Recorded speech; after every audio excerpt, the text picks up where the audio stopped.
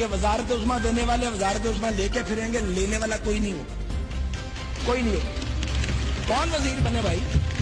کیا ضرورت ہے وزیر بننے کی؟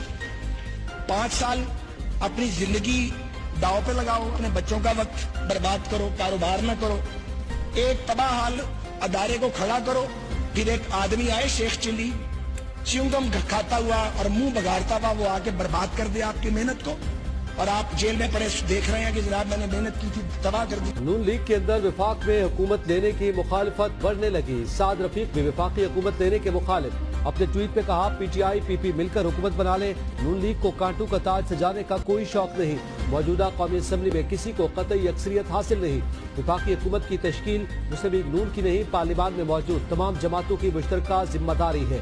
پی ٹی آئی کے حمایت یافتہ آزاد اراکین پہل کریں، پیپلز پارٹی کے ساتھ مل کر مرکزی حکومت بنا لیں، ہم مبارکباد پیش کریں گے۔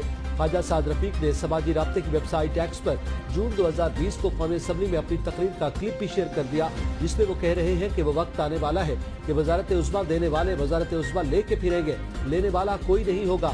دوسری طرف جاوید لطیف بھی کہہ چکے کہ خدا کرے نون لیگ فیصلہ کر لے کہ جس کو اکثریت دلائی گئی اسی کو حکومت بنانے کا موقع دیا جائے۔